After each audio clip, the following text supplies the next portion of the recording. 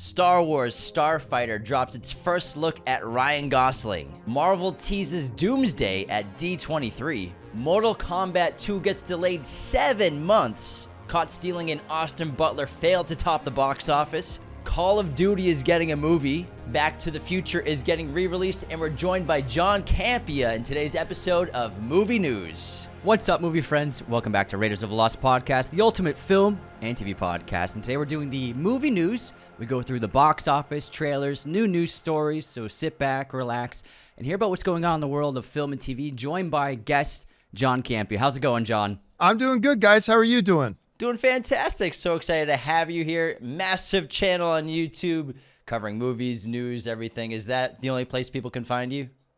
Pretty much. Yeah. Other than that, I pretty much bury myself in a hole and just kind of, play video games, watch sports, and hang out with my wife. That's about it. YouTube. That's it. It's a good life. It's a simple life. I like it. All right, let's run through this box office real quick. Labor Day weekend, we had a huge re-release, but Weapons back on top. 12 million at the domestic box office. Jaws, second place in its re-release, 9.8 million. Unfortunately, caught stealing the new Aronofsky film starring Austin Butler. Could not top the box office. Opened 9.5 opening weekend. Have you guys had a chance to see this? I know Anthony, yeah? Yes, I saw Caught Stealing and loved it. Yeah, I thought it was good. I mean, I'm going to admit, it wasn't as good as I was hoping it would be because the presentation they showed us at CinemaCon in Vegas back in April was outstanding. I mean, you look at the cast, right? You got Austin Butler, hot off of Elvis and Dune, and the kid's a terrific actor. You've got Vincent D'Onofrio. You got Liev Schreiber. You've got Matt Smith. I mean, the thing really felt like, this is what the trailer kind of promised. The trailer felt like it was going to be a classic lock, stock, snatch, Guy Ritchie kind of movie. And it didn't really deliver on that. I still thought it was pretty good. I know some friends of mine didn't like it. I still thought it was pretty good, but it wasn't marketed particularly strongly. I didn't think the trailer sold it as well as, like, say, the CinemaCon presentation did. And I certainly didn't see as much marketing for it as I thought there might be. And it kind of reinforces the idea, while I think Austin Butler's a terrific actor, he's not exactly a Dwayne "The Rock" Johnson, Ryan Reynolds, kind of draw at this point yet. But I mean, I certainly thought it deserved better than $10 million. Yeah, I enjoyed it, and I think that, I agree with you. The trailer didn't quite feel like the movie. The movie was a little darker in a great way. I enjoyed the hell out of it. It had more edge and more bite than the trailer looked like. It looked more like an action comedy, but it gets really dark at times and it's intense. I still enjoyed the heck out of it. I hope people check it out. Freakier Friday, still making money. 8.7 at the domestic box office. Roses, 7.3 million in its opening weekend. I'm going to check it out this weekend. I actually watched The Roses last night. How was it? It was really fun, hilarious, great relationship movie. I feel like this movie, if you're in a relationship or a marriage, you will really get the humor and the themes, and the cast is great. But also, it didn't really perform that well. This is actually a second adaptation of The War of the Roses. Danny DeVito made that film in the 80s. It made $90 million at the box office almost 40 years ago. Big hit. And the same story, contemporary times, people weren't really that interested in seeing it, unfortunately. Yeah. Do you know what the budget was on this, either you? I think about 30 to 40. Yeah, it wasn't tremendously high, but I'm going to tell you right now, this sucks because I thought this movie was utterly fantastic. The trailers looked pretty good. Again, it's a lot of people mistakenly say it's a remake of that, Michael Douglas, Kathleen Turner, Danny DeVito, War of the Roses. It's not. I mean, they're both based on the same book, but it's really more of a reiteration of the book than it is a remake of that original movie. But I mean, this movie was quick and sharp and way funnier than I thought it would. And listen, some people kind of recoil when I say this sometimes. Olivia Colman is absolutely in the conversation, in my opinion, of the best actress on the planet discussion. I'm not saying she's necessarily at the top, but she's in that conversation. And I just could not get over how fast and smart and quick and sharp the humor in it was. I thought the kids were great. The leads were great. The supporting characters were great. I'm not surprised per se by the $7+ million it made, but it is an absolute shame because this movie is great and I think it deserved a lot better than it got. Yeah, with the library of so many sequels and legacy reboots or what have you out in theaters right now, I was disappointed that this very strong comedy didn't really make a dent at the box office. Yeah, Unfortunately, shame. Fantastic Four still making money, $6 million. Superman, $3 million. Nobody, 2.3. The Toxic Avenger, $2.2 million to round out the pretty solid and well spread out Labor Day weekend, including that great re-release from Jaws. Now, I think the biggest news story of the week has got to be Star Wars Starfighter. We finally got a look behind the scenes of Ryan Gosling on set. Amy Adams and Aaron Pierre have also joined the cast of Sean Levy's film. They're joining Mia Goth and Matt Smith, who are already in the film. This hits theaters May 28th, 2027.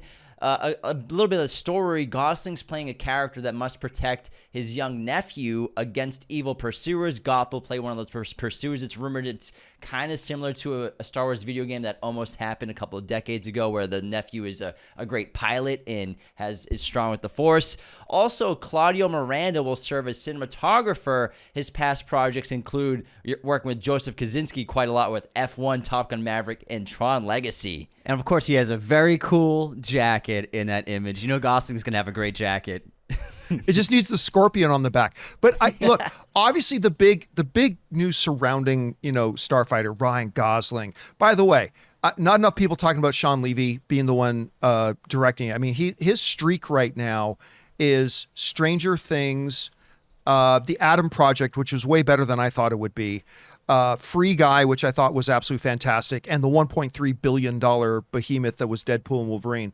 So he's rolling into this with that.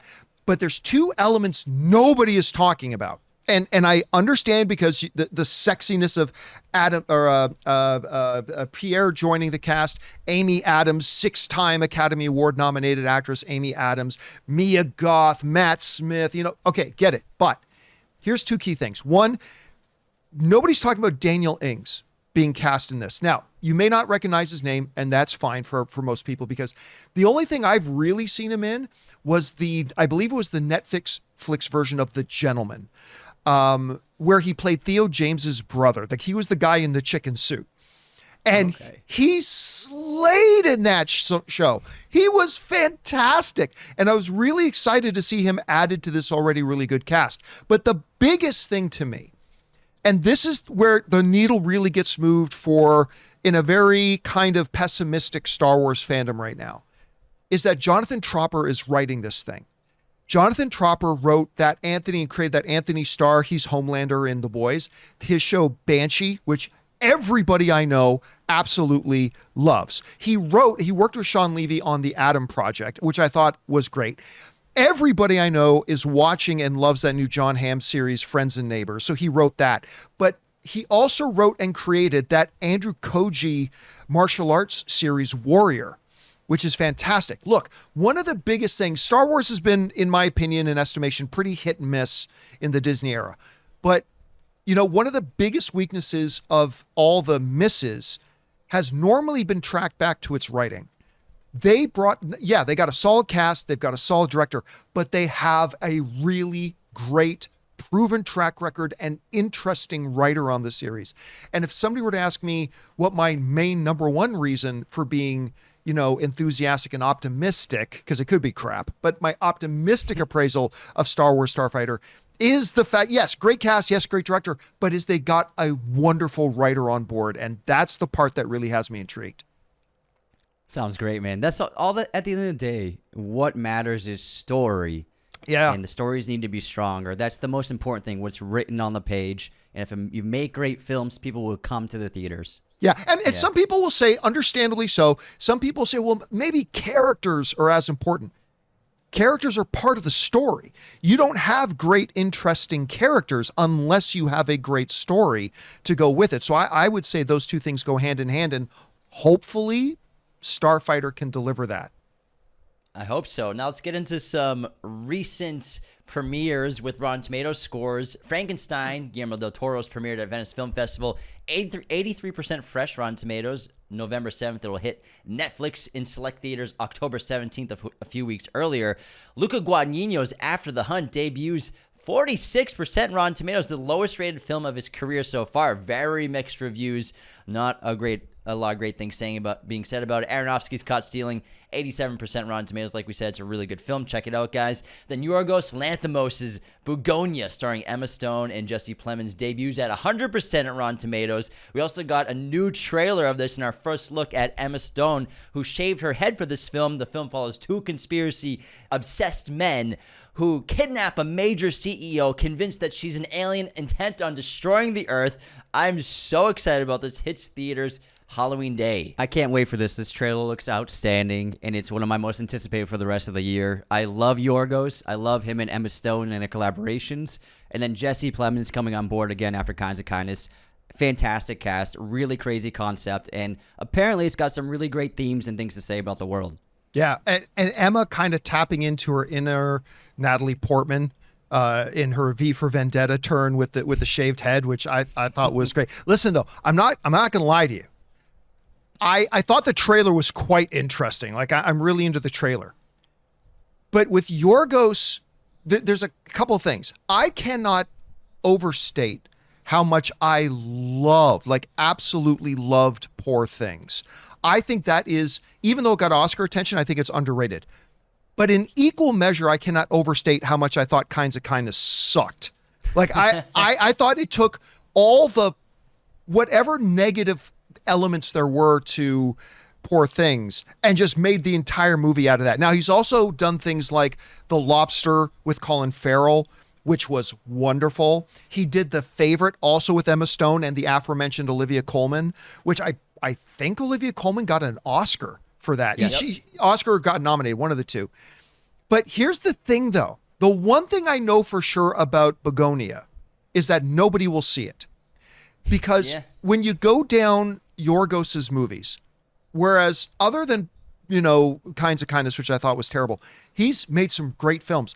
The Favorite made $95 million. The Lobster made $17 million worldwide. Kinds of Kindness made $16 million worldwide. And his best film, to me, Poor Things, with all the Oscar attention, with the big super mega stars in it, only made $117 million worldwide. I am also quite interested in this film. And Jesse Plemons right now is being talked about as the lead favorite to win the Academy Award this year for this movie. But I also think it's a truism that I don't know that anybody's going to go see it. And that's kind of unfortunate.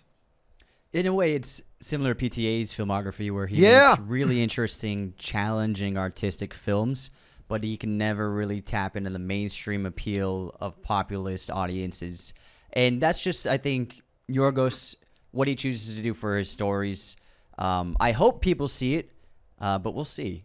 Yeah, which really makes you appreciate, it makes you, when you look at PTA and you're talking about Yorgos, these are tour filmmakers, it's difficult to really tap into that indie spirit, auteur, spirit of making film and appeal to a wide audience, which is what makes me appreciate a guy like Quentin Tarantino even more, because while he's a very different director from PTA and Yorgos, he has that same very auteur kind of approach to making films, but he finds a way to make these films that are both artistically really interesting and pop culturally really relevant at the same time. And it's not an easy wire to walk.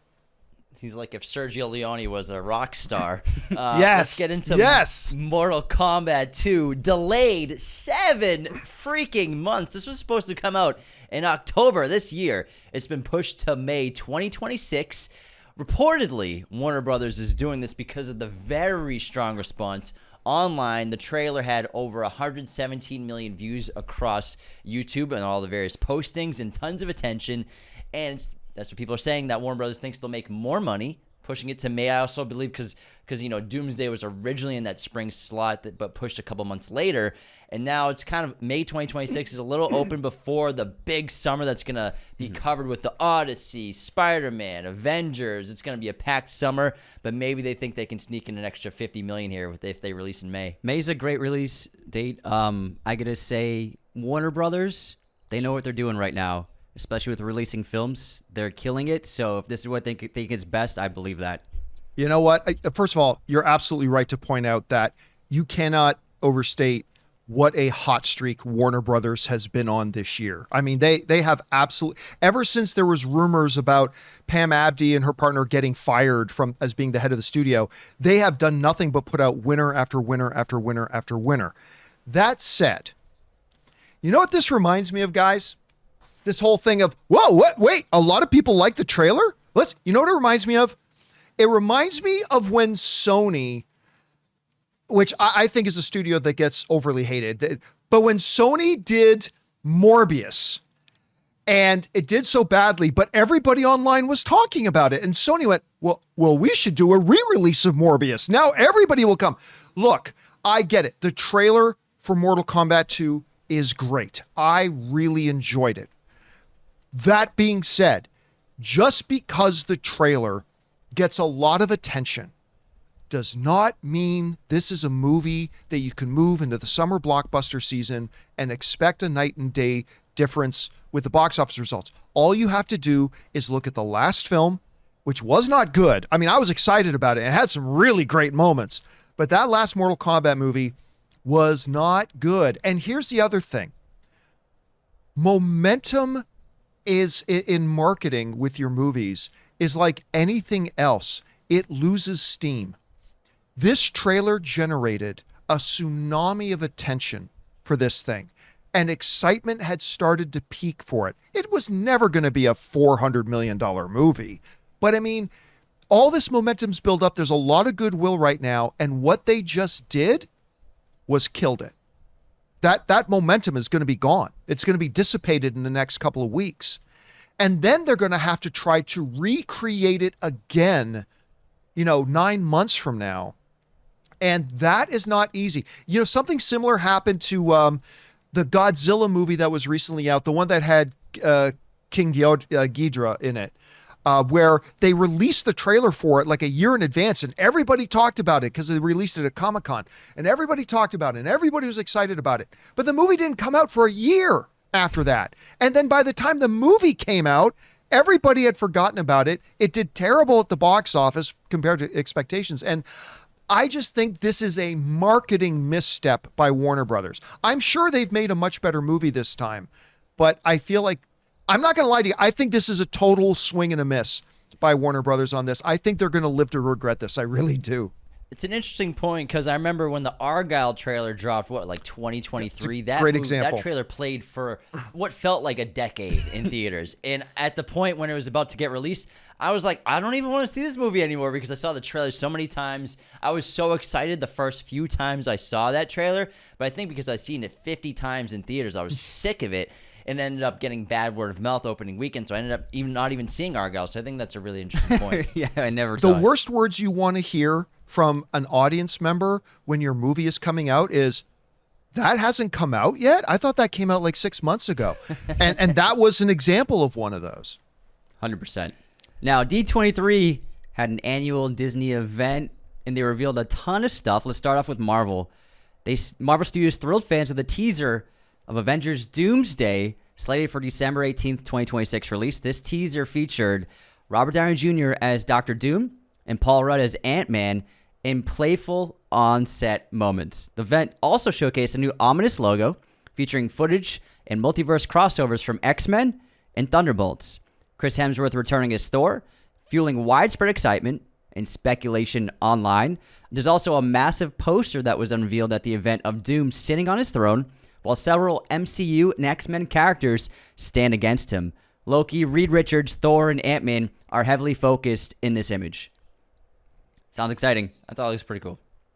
Oh, listen, I understand that Marvel, since Avengers Endgame, has, like Star Wars, has been very hit and miss. They've had some absolutely great home runs, Guardians of the Galaxy 3, Deadpool and Wolverine, despite the fact that it kind of tanked at the box office. I thought Thunderbolts was fantastic, but they've had a lot of crappy stuff as well. But this notion that's out there that no one's going to go see Avengers Doomsday, what are you smoking? Are you insane? $2 billion easy.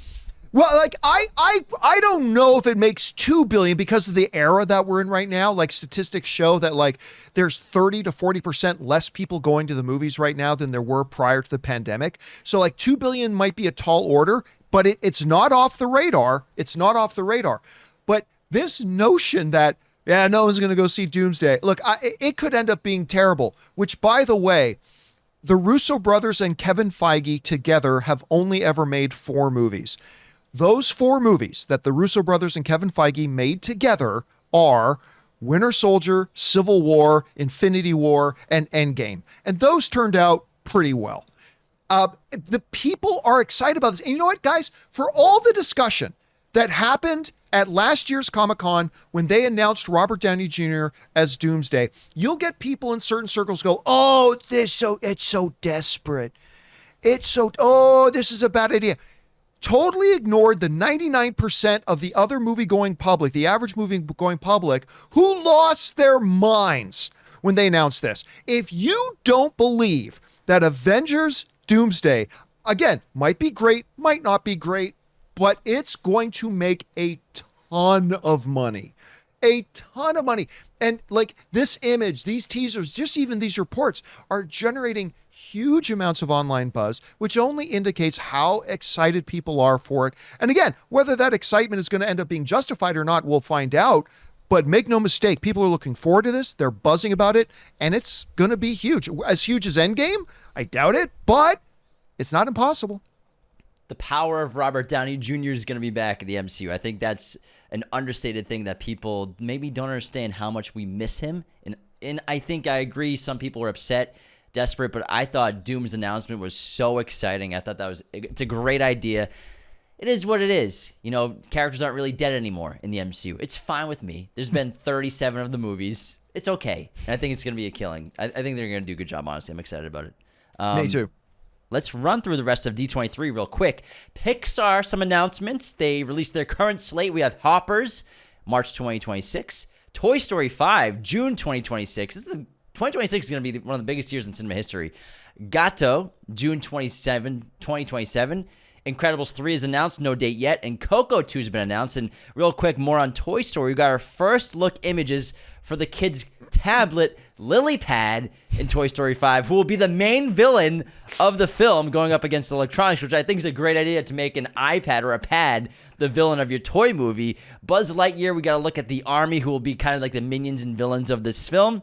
And then we also got to look at Smarty Pants, a toy described as a potty training toy voiced by Conan O'Brien. If Conan's there, I'm in, man. I'm in. And I think using technology and creating a villain out of the screen, which is a villain in everyone's lives, if you think about it, I think it's a really brilliant concept. Oh, it is. And look, Elio was what it was. I mean, we all pretty much could tell heading into Elio that this just didn't feel like it had the Pixar magic. And listen, I thought Elio was okay. I thought it was all right, but obviously they remade that movie, so that's probably what caused that. Yeah, and you know, sometimes that works and sometimes it does not. And it just didn't kind of work out. But I'll tell you what, this Hoppers film feels different. It does remind me of the more, you know, Ants and classic or Bugs Life, I should say. Bugs Life and more classic age Pixar. It feels like it might have that Pixar magic too. And as far as Toy Story goes, listen, guys, I kind of have the same feeling about it as I do about Avengers Doomsday. Every time they've announced historically a new Toy Story movie, everybody says, why are you doing another one? We don't need another one. And they're going to ruin the original. They said it when they were coming out with Toy Story 2. How did that turn out? Then they said it all again when they announced Toy Story 3. Oh, why are they doing another one? The last one ended perfect. They're going to ruin it. Toy Story 3 ended up, in my opinion, being the best of the bunch. They said the same thing when they announced Toy Story 4. And while I don't think Toy Story 4 is the strongest of the Toy Story movies, I still thought it was great and I really enjoyed it. And of course, they're all saying it again for Toy Story 5. And again, guys, how many times... Like, I'm a sports guy. There's this famous sportscaster who for 7 years in a row kept saying Tom Brady was done and will never win a Super Bowl again. Oh, I remember. And then he Tom won Brady like Boston.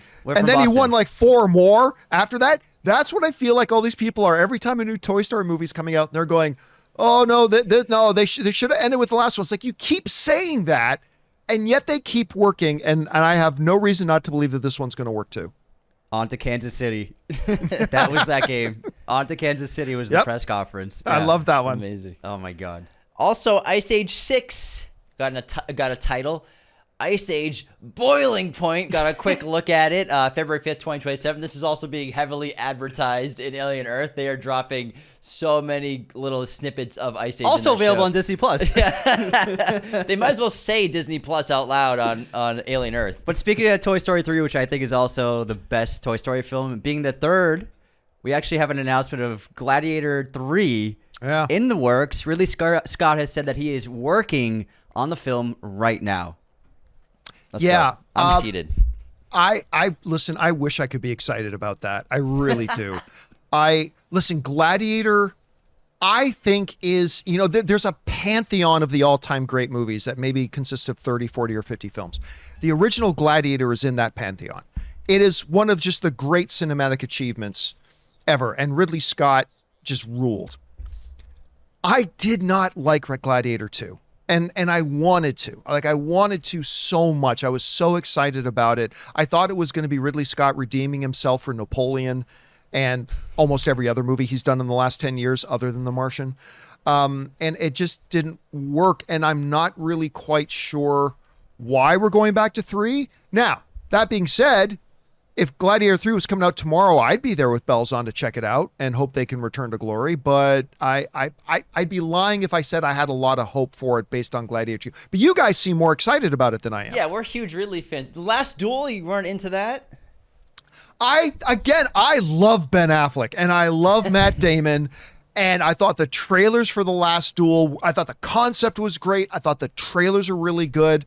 By the time they got into the third perspective of the storytelling, I was like looking at my watch the whole movie. I wish I loved, because I love so many things about it, but no, I didn't like The Last Duel either, to be honest with you. But for me, I love ancient epics, and we get so few of them now. Me too.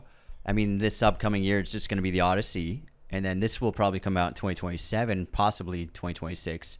But also, I wasn't expecting it because it didn't make that much money. Gladiator 2. It barely crossed 400 million, but I think that they have all the sets built and saved them, so they'll be able to spend less money on a sequel. And I think Ridley just likes being in that sandbox of ancient cultures. And I mean, Ridley, at the end of the day, he's older in his career, and for me, he's an all-time great. But I think there's a section of all-time greats of directors who never missed. Like Kubrick never missed. Nolan has never missed. Ridley has some misses in his career for sure. Oh yeah. And this century, if you take away the first half of all the movies from the 20th century he made, he's still a legendary director just this century. I mean, he's made all kinds of films, not just sci-fi epics and massive movies or alien prequels. Even a movie like Matchstick Men is really terrific. Black Hawk Down, baby. Black Hawk Down's fucking awesome. I like Matchstick Men. So even he's like Tom Brady as well, where it's like you take one half of his career, he's still a legend. I'm just always been a huge fan of Ridley, and I think for me, when I rewatch his movies, they get even better, especially Prometheus and Alien Covenant. I love The Last Duel. The Martian, you're right, I think might be his best movie this century. Oh, I agree. It's really fantastic. Film. It's the reason I still look forward to Ridley's. Despite the fact that I haven't really liked a Ridley Scott movie much in the last 10 years, every time he has one coming out, it'll at least have my attention because we had The Martian, and The Martian was not an easy movie. That's not an easy book to adapt. And he did it and he killed it. So it's still there. He's still got it. And I just want to see it come out. So we'll see. Next up, we got some news about Elden Ring. Alex Garland revealed his pitch. Being a big gamer and fan of the game himself, he actually wrote a 160-page draft and put together 40 pages of imagery and concept art to pitch his live-action movie. And he then flew to Japan to pitch it directly to creator Hidetaka Miyazaki to seal the deal. I think it's great that you have such a fervent fan being the filmmaker making an adaptation. He's played through it 8 times, I think. Crazy. Wow. Hey, listen, I have watched the narrative cutscene thing, all 8 hours of it. My friends warn me. I'm more of a PC gamer than I am of a console gamer, despite the fact that I'm on my PlayStation 5 a lot. And the game's really hard. Elden Ring is a hard game. But the time is right. I mean, it used to be for decades and decades and decades that there were 3 truths in life. Death, taxes, and all video game adaptations suck.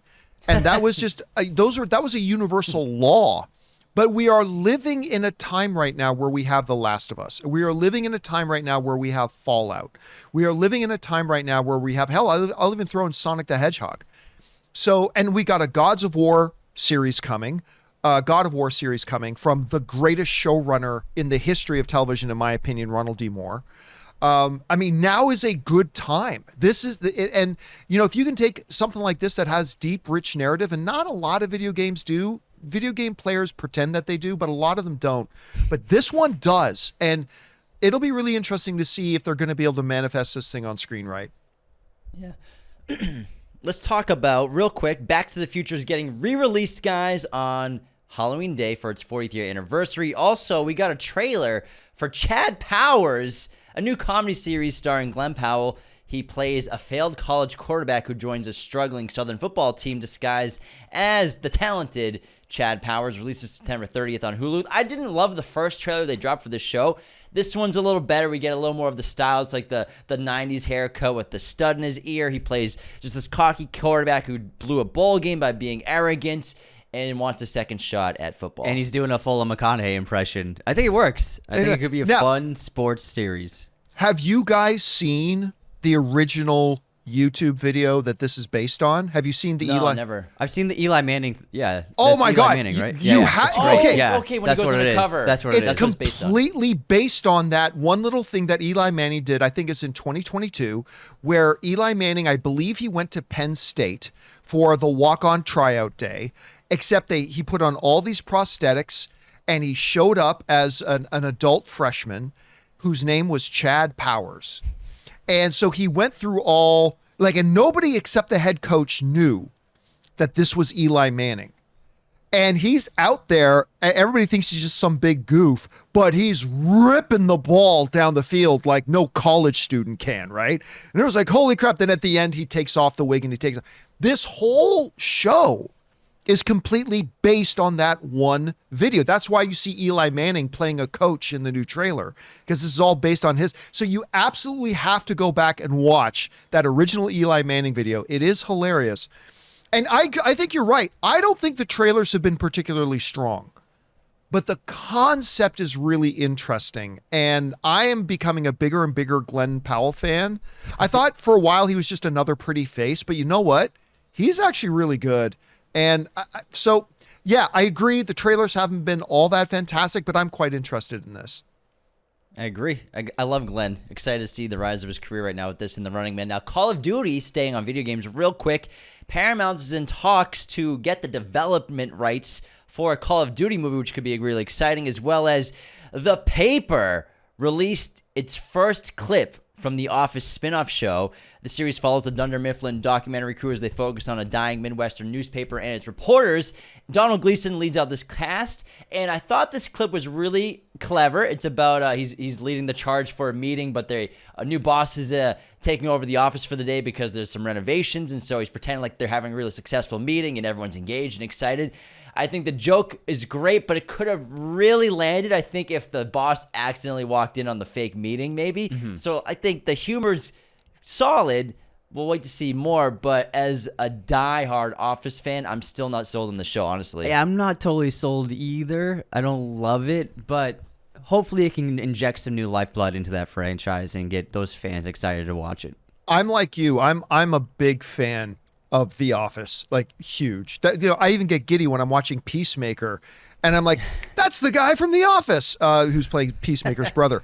But this show, this is the funny thing. This show, The Paper, has started to win me over. Great. Donald Gleason is terrific. I love the fact that they're bringing over Oscar from the original Office series. And I thought this clip was good.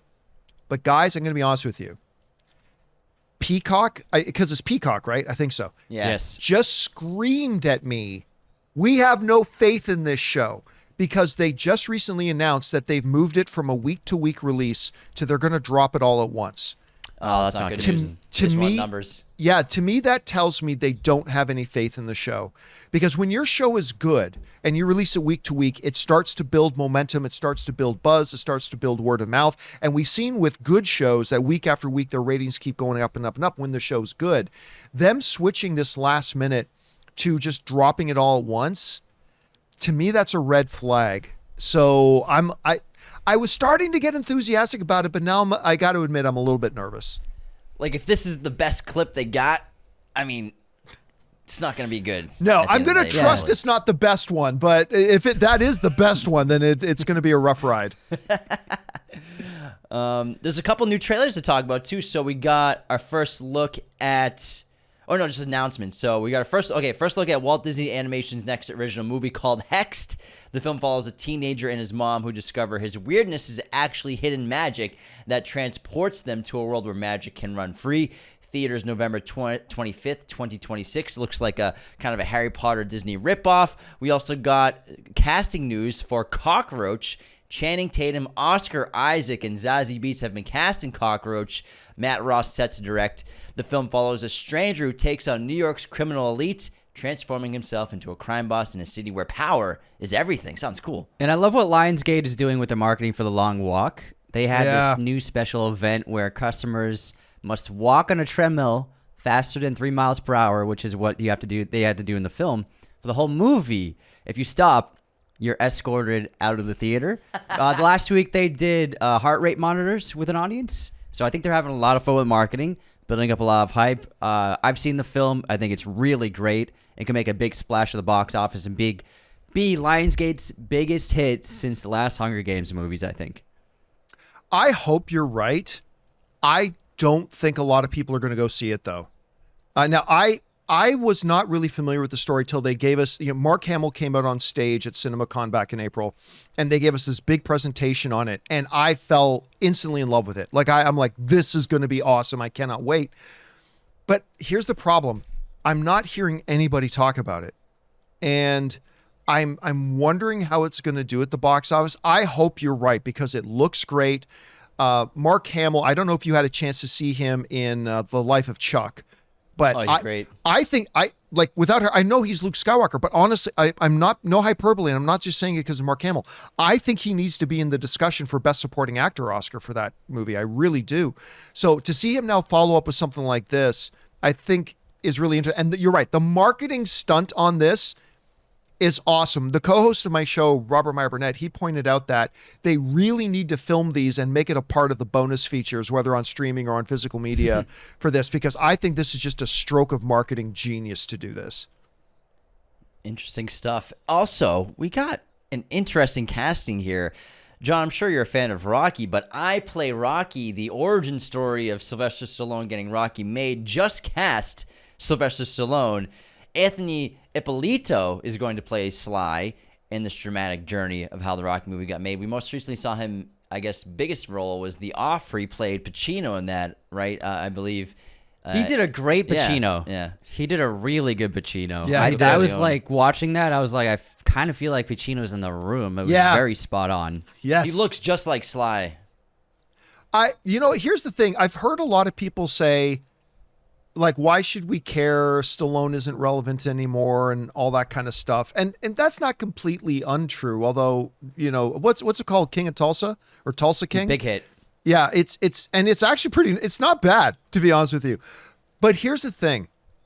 If you actually read the story and go back and research a little bit, the drama that went into getting that first Rocky movie made, it's almost on par with The Offer and how they eventually got The Godfather made. Like, The Offer is a awesome show. Awesome. Like, it's fan. I think every film fan should watch The Offer.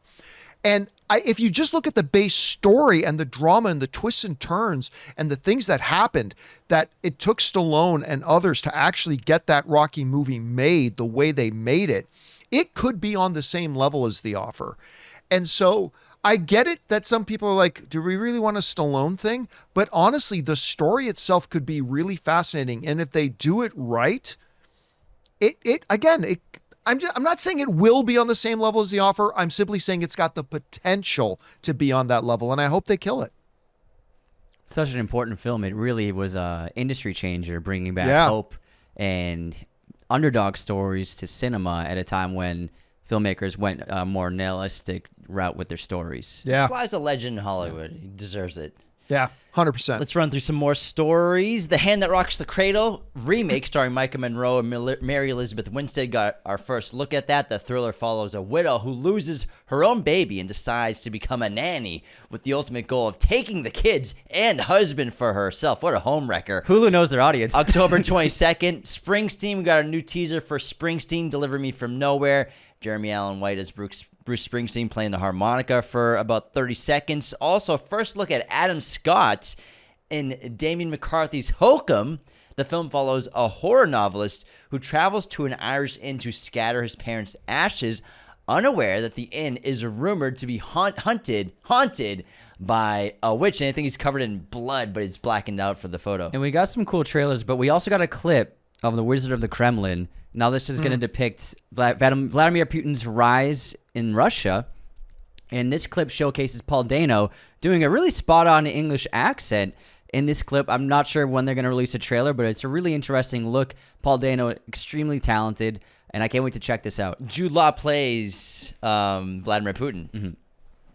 Yeah, Paul Dano is one of these guys where I'm glad he got some spotlight for the Batman, but I honestly think if it wasn't for the fact that Daniel Day-Lewis gave what I can personally consider to be the single greatest performance in any major motion picture in history in There Will Be Blood, Paul Dano's performance in that would be talked about a hell of a lot more today. He was incredible in that movie.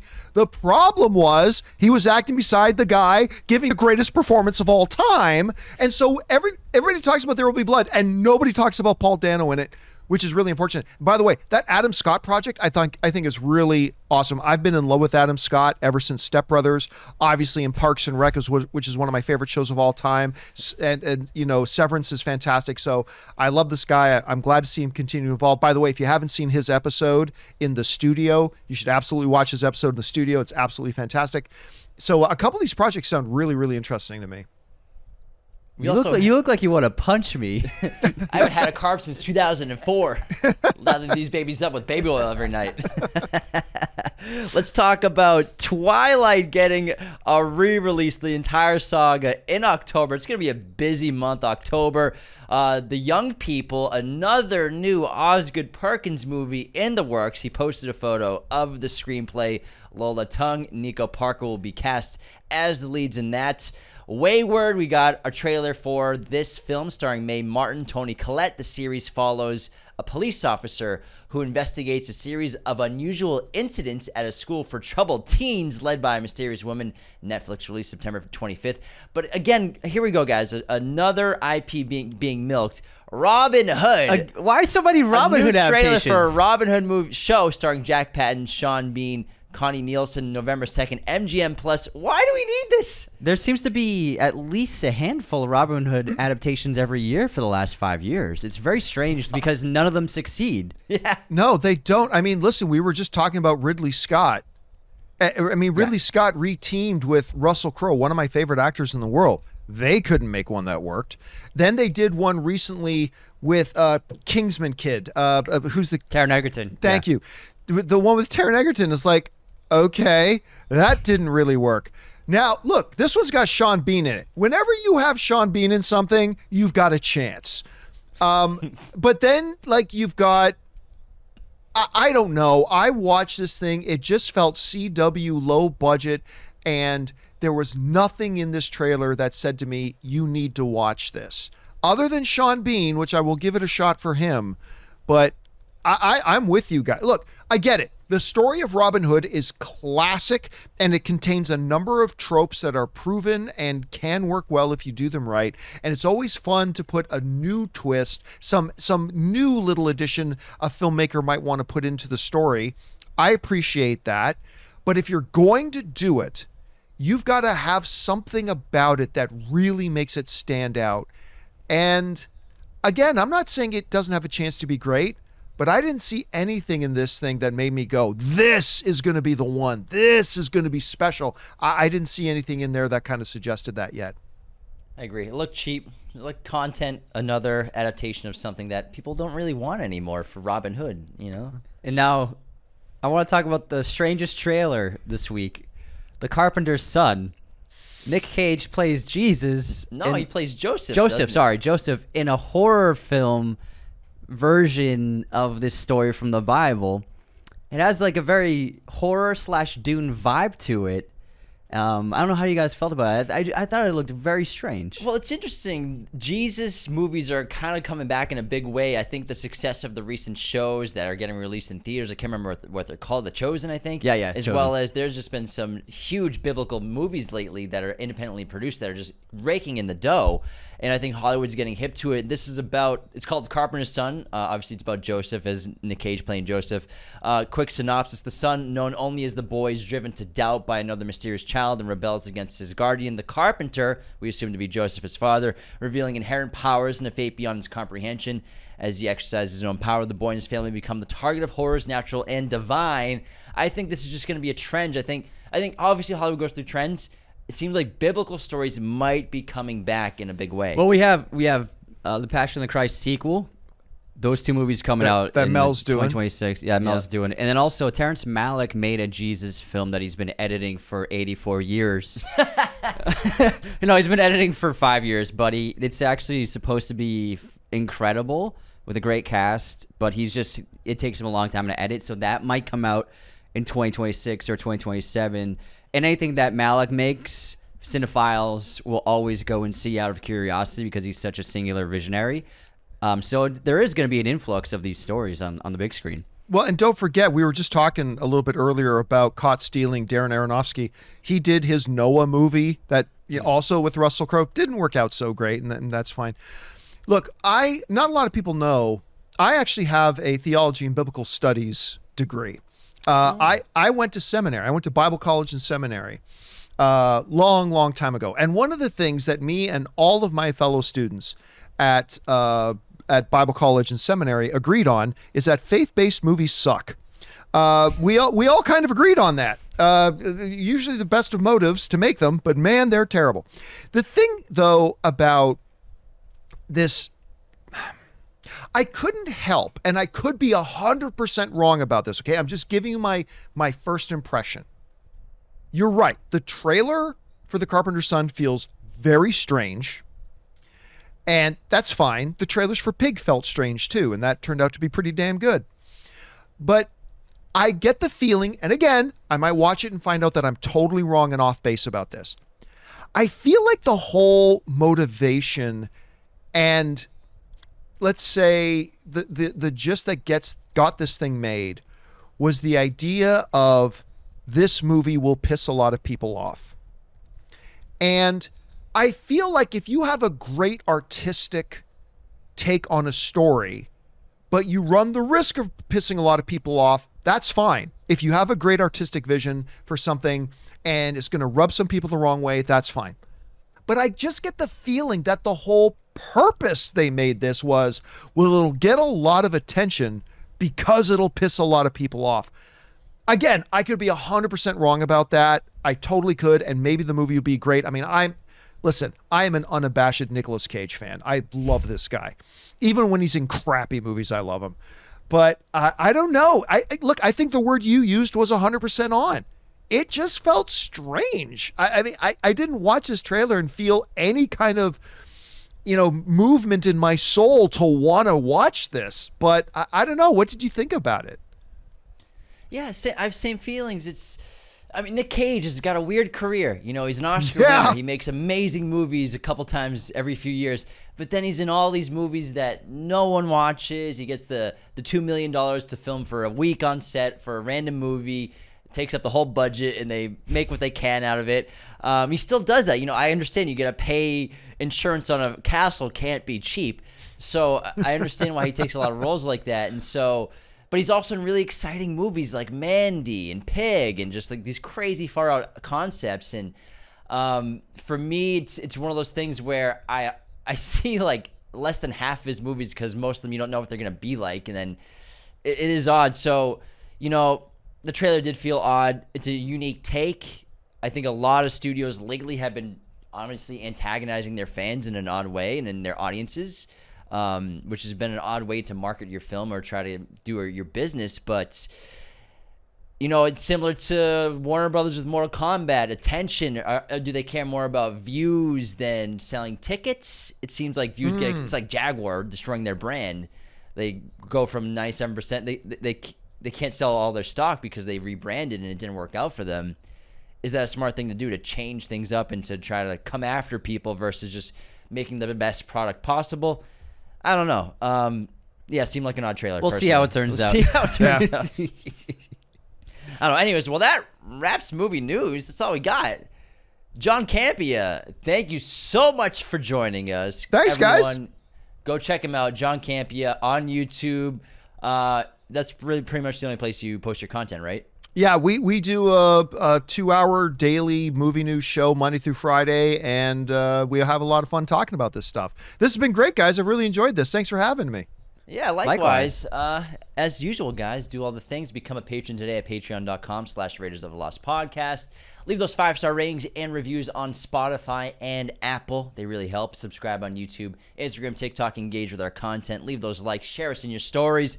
That's how we get the cool jobs, like doing press junkets, early screenings, all that kind of fun stuff.